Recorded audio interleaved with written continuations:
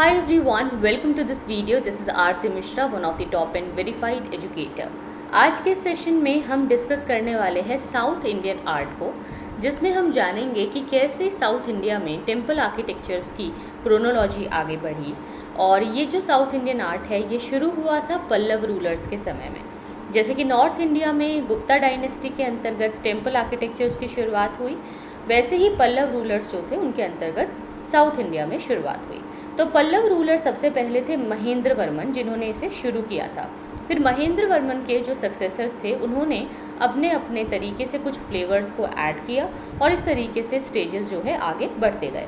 सबसे पहले थे महेंद्र वर्मन, दूसरे राजा का नाम था नरसिम्हा वर्मन, फोर्थ जो थे उनका नाम था नंदी वर्मन, और जो थर्ड थे वो थे राजसिम्हा वर्मन, फिर फोर्थ आएंगे नंदी वर्मन। तो महेंद्र ग्रुप में क्या हुआ कि जब टेम्पल्स बनाना शुरू किया गया तो बेसिकली सिर्फ रॉक कट टेम्पल्स बनाए जाते थे।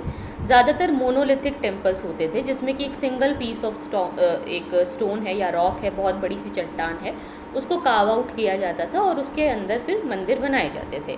तो इसमें जो टेम्पल्स बनाए जाते थे उन टेम्पल्स को ये मंडप कहा करते थे। वैसे जनरली आपको पता होना चाहिए कि मंडप का मतलब असेंबली हॉल होता है, क्योंकि नागर स्टाइल में हमने देखा था कि मंडप का मतलब असेंबली हॉल है, बट यहाँ पे मंदिर को ही मंडप कहा जाता था। फिर आए नरसिम्हा वर्मन, इनके अंतर्गत नरसिम्हा ग्रुप डेवलप हुआ, जहाँ पे जो मंडप हैं वो और भी ज़्यादा अलग अलग तरीके से सेपरेट करके बनाए जाते थे। मतलब मंदिरों का अलग अलग सेक्शन डिवाइड कर दिया गया था। अब इसमें 5 सेक्शन भी हो सकते हैं, 7 सेक्शन भी हो सकते हैं, तो पंचरथ टेम्पल कहेंगे या सप्तरथ टेम्पल कहेंगे। तो जो रथ है that is a section of a temple.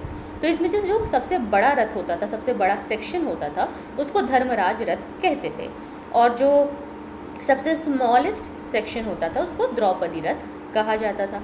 तो आप ये देख सकते हैं ये महाभारत से कहीं ना कहीं उनके थीम्स को लेकर के इंस्पायर्ड है। जो ये डिज़ाइन है इसमें क्या हो रहा था कि वही सेम रॉक कट टेम्पल्स बन रहे थे, लेकिन इसमें ये हुआ कि और ज़्यादा डेवलपमेंट्स हुए और ज़्यादा उसमें थोड़ी सी सजावट ऐड हो गई, और इसके बाद ये जो है आगे जा कर के बहुत बड़े लेवल पर जो है इसका विस्तार हुआ, और वहीं से Dravidian style of temple architecture निकला। तो जो डिज़ाइन हैं जो कि आगे आकर के द्रविडियन स्टाइल में ऐड हुए हैं वो धर्मराज रथ के ही सक्सेसर्स थे, यानी कि धर्मराज रथ के ही डिज़ाइंस को आगे कॉपी किया गया, और वहीं से फिर Dravidian style of temple architecture की शुरुआत हम देखते हैं। ओके, इसके बाद आए राजसिम्हा वर्मन के समय में राजसिम्हा ग्रुप डेवलप हुआ, जहाँ पे पहली बार रियल स्ट्रक्चरल टेम्पल, जो एक मंदिर होता है रियल मतलब जिसमें एक मंदिर है, उसका असेंबली हॉल है, एक सही स्ट्रक्चर जो टेम्पल का होता है वो आया। तो अब रॉक कट टेम्पल्स की जगह पर रियल स्ट्रक्चरल टेम्पल्स बनने लग गए। तो ऐसे क्वेश्चन आ सकता है प्रीलिम्स में कि रियल स्ट्रक्चरल टेम्पल्स कब बने, तो आपको पता होना चाहिए कि राजसिम्हा वर्मन के समय में बने। एग्जाम्पल के लिए जो शोर टेम्पल है महाबलीपुरम का, कैलाशनाथ टेम्पल जो कि कांचीपुरम में है, वो इसका एग्जाम्पल है। फिर आया नंदी वर्मन ग्रुप। इस समय में आप देखते हैं कि बहुत तेज़ी से टेम्पल आर्किटेक्चर्स के अंदर चेंजेस आए। पुराने जो स्टाइल्स चल रहे थे उसको और आगे विस्तार किया गया, और ज़्यादा उसमें भव्यता और शालीनता ऐड हो गई, और इसके बाद धीरे धीरे कहीं ना डिक्लाइन शुरू हुआ पल्लव डायनेस्टी का। तो नंदी वर्मन ग्रुप में तो सब चीज़ें ठीक रही और पहले की सारी चीज़ों को कंटिन्यू किया गया, लेकिन फिर जब पल्लव डायनेस्टी डिक्लाइन हुई तो नए रूलर्स आए।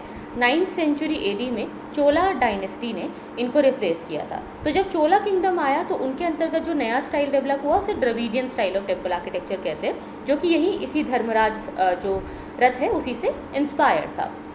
फिर लेटर पीरियड में और 3 स्कूल्स आए, जिसमें वेसारा स्टाइल, नायक स्टाइल और विजयनगर स्टाइल हमें देखने को मिलते हैं इस इलाके में। तो ये एक शॉर्ट वीडियो था जो कि south Indian art of temple architectures को एक्सप्लेन करता था। इसमें हमने अलग अलग ग्रुप्स को देखा। I hope you like this video, I hope you like this information. Thank you so much for watching.